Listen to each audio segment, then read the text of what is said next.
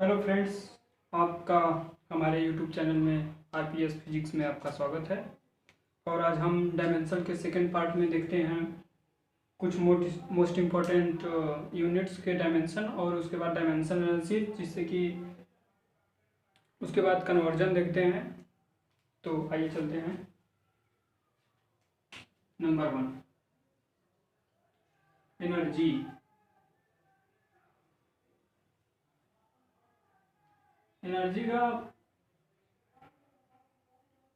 OR force into displacement.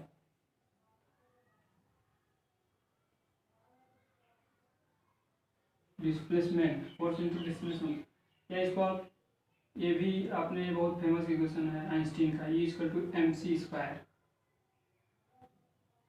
आप इसको भी जानते हैं। ये देखिए, वर्क बराबर तो यही होता है। तो आपको आपको अभी बताता हूँ, उसके बाद एक ट्रिक बताऊंगा जिससे कि आपको कभी एनर्जी का फार्मूला कंफ्यूज नहीं होंगे।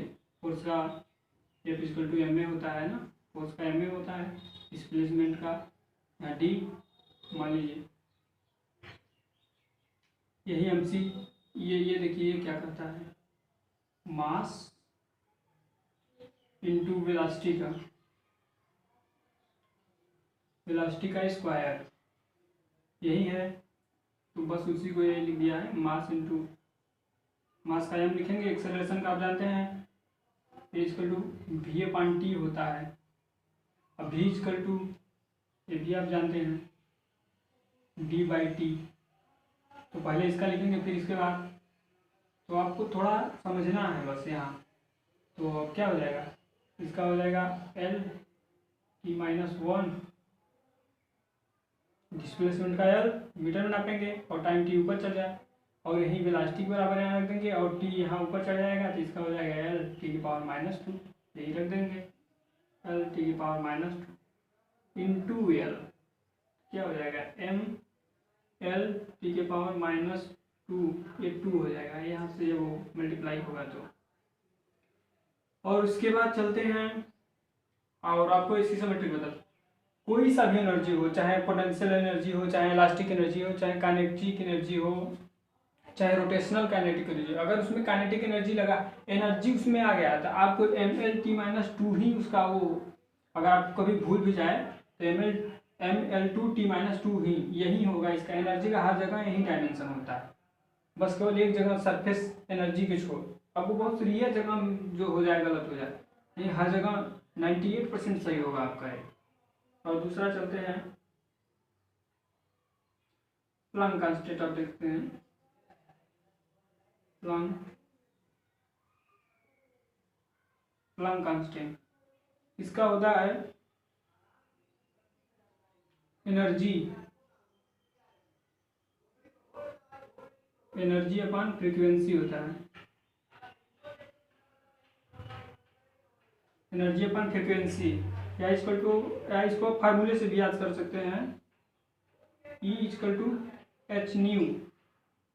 तो एच यहाँ प्लांक कांस्टेंट है, H equal to E by nu हो जाएगा। अब इसको एनर्जी का आपने अभी निकाला, ml2t−2 की पावर न्यू का होता है 1/t, न्यू फ्रीक्वेंसी है, फ्रीक्वेंसी इक्वल टू 1/टाइम पीरियड होता है, टी टाइम पीरियड है, तो 1/t है तो ये ऊपर चला जाएगा, 1/t है तो ऊपर चला जाएगा। तो आपको m l के पावर 2 t के पावर -1, ये आपको। और तीसरा देखते हैं,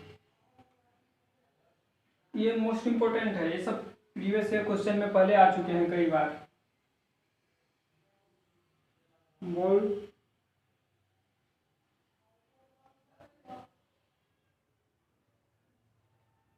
बोल्टेजमैन कांस्टेंट, बोल्टेजमैन कांस्टेंट, इसका क्या होता है, इसका होता है एनर्जी अपॉन टेम्परेचर।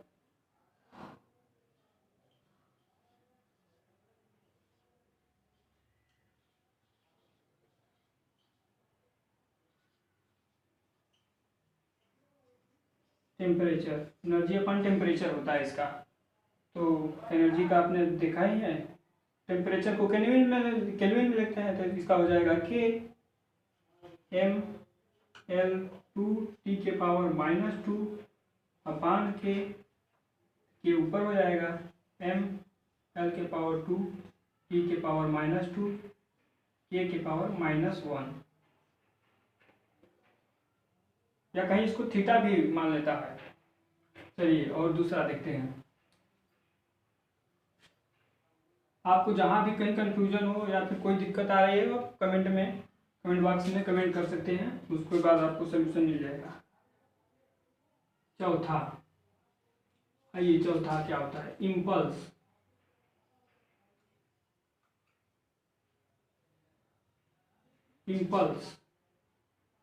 इम्पल्स बराबर होता है फोर्स इंटू टाइम।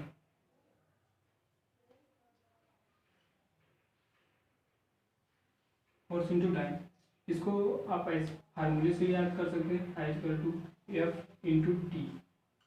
इसको हम आसान भाषा में आपको बताते हैं प्रैक्टिकली। आप बॉल आप कभी खेले हैं या बॉल दीवार पर मारिए, या जो भी आप कुछ लिए हाथ में उसको दीवार पर मारिए, वो कुछ ही तुम यहाँ पर देखिए, यहाँ पर टच करिए, कुछ ही फेंकेंगे तो यहाँ पर कुछ ही सेकेंड के लिए आप फोर्स लगेगा, यहाँ एक फोर्स लगेगा। आप बॉल फेंकेंगे दीवार पर तो वहाँ पर एक फोर्स लगेगा और वो कुछ ही सेकेंड के लिए लगेगा, वही है यहाँ फोर्स इंटू टाइम। इम्पल्स मतलब आवेग होता है। फोर्स का आप जानते हैं, F=ma होता है इंटू टी। तो m मास है, एक्सेलरेशन का l t के पावर -2 इंटू टी क्या हो जाएगा, m l t के पावर -1। ये पांचवा देखते हैं, ग्रेविटेशन का। चलिए स्ट्रेस का ले लेते हैं। Stress, restoring force,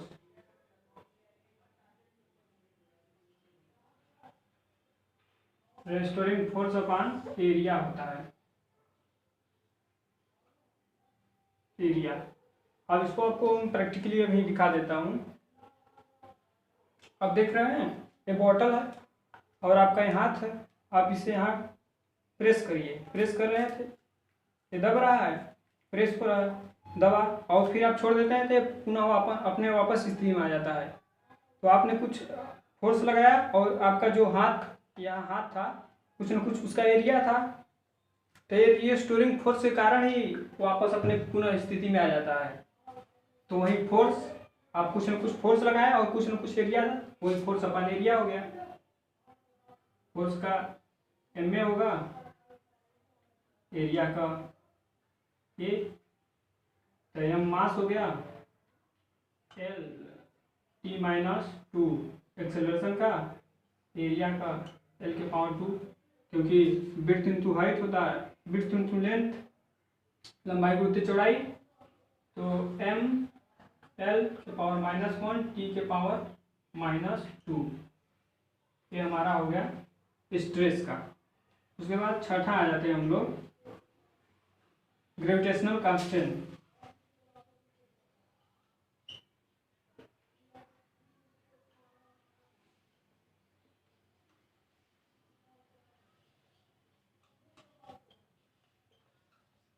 gravitational constant, इसका अभी हम बताता हूँ आपको, कोई दिक्कत नहीं होगा। फोर्स इंटू डिस्टेंस का स्क्वायर, इस DIS बस लिख दे रहा हूँ, डिस्टेंस का स्क्वायर अपॉन मास।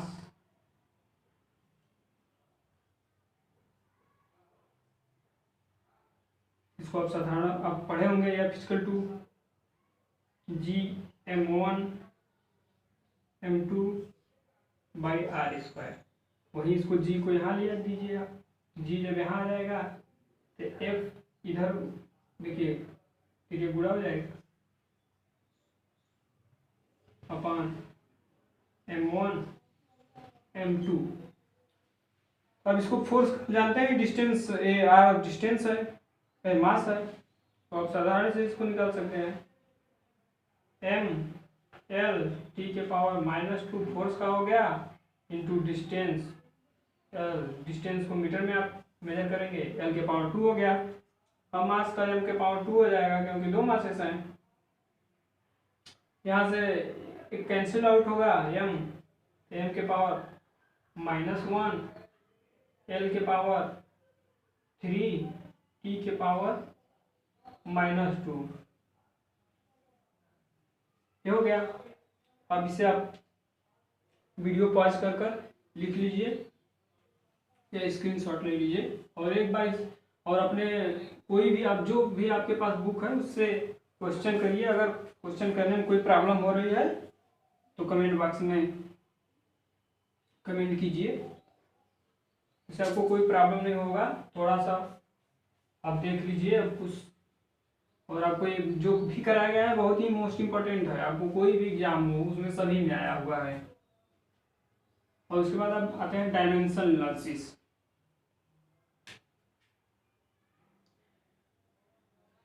डायमेंशन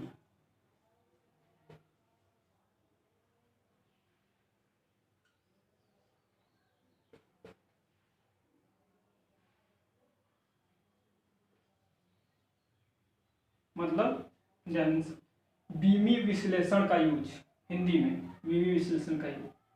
तो इसमें होता क्या है इसका मतलब थोड़ा समझ लेते हैं, उसके बाद चलते हैं। इसका मतलब होता है कि आप कोई सा भी मान लीजिए जो आपका वो, जैसे कोई भी इक्वेशन है न्यूटन का समीकरण का जो इक्वेशन है उस दोनों तरफ बैलेंस है कि नहीं। अगर वो बैलेंस है डायमेंशनली तब तो वह करेक्ट है। कभी कभी क्वेश्चन ऐसे हल्के में आ जाते हैं, देखिए अभी करते हैं। न्यूटन का फर्स्ट ले लेते हैं। न्यूटन का फर्स्ट समीकरण क्या है, v बराबर u प्लस ए टी। तो फिर यहाँ फाइनल वेलोसिटी है, u इनिशियल वेलोसिटी है और ये एक्सेलरेशन है, t टाइम है।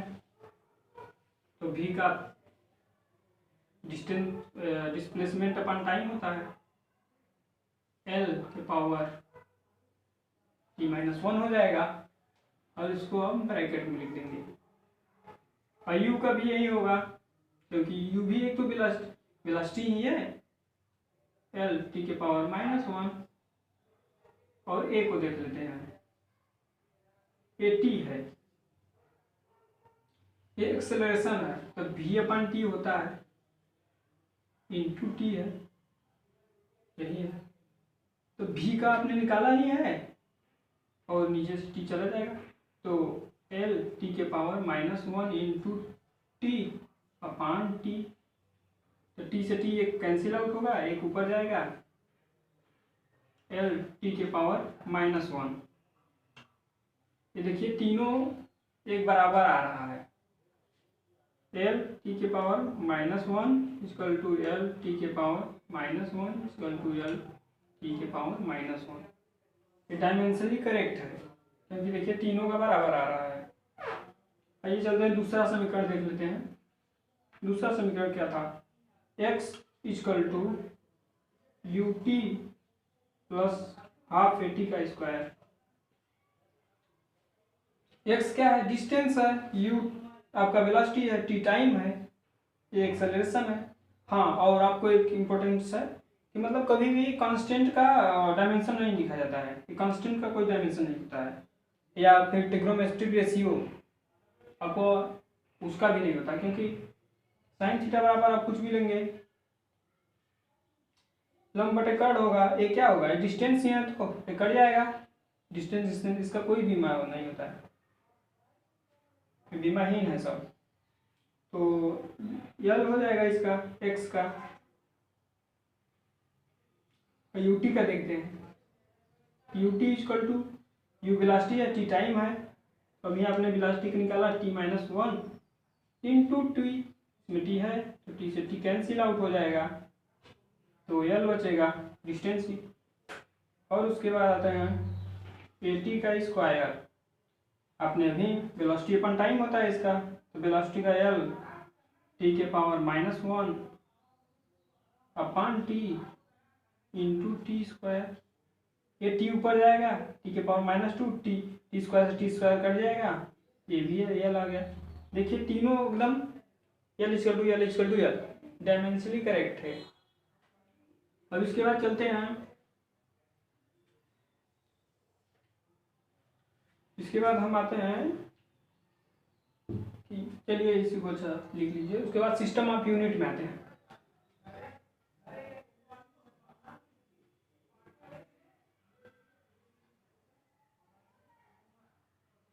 System of unit, system of unit होता क्या है आप देखे होंगे, एफ पी एस,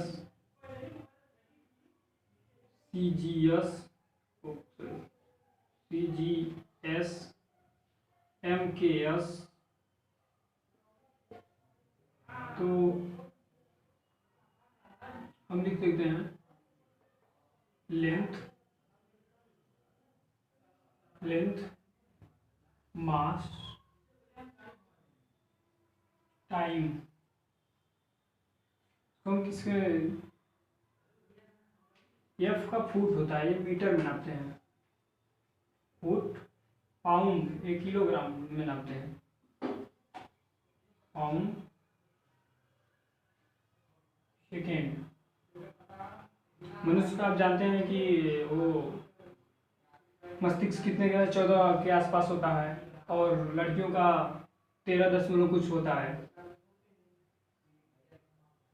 तो सीजियस, सी से सेंटीमीटर,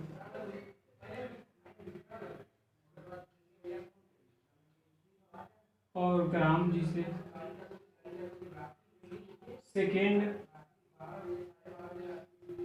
और एम का हो जाएगा मीटर, और किलोग्राम, और सेकेंड। अब ये हो गया। और अब इसको इरेज करते हैं, उसके बाद तब तक इसको लिख लीजिए आप।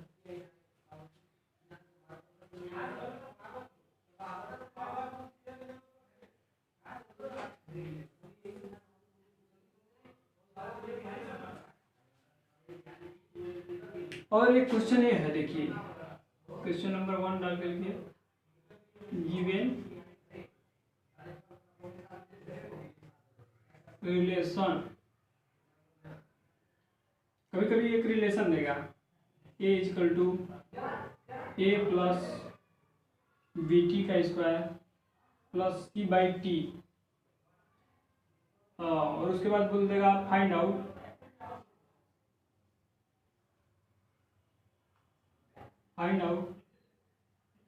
The unit of a B C, और दिया रहेगा आपको ए इक्वल टू एक्सेलरेशन,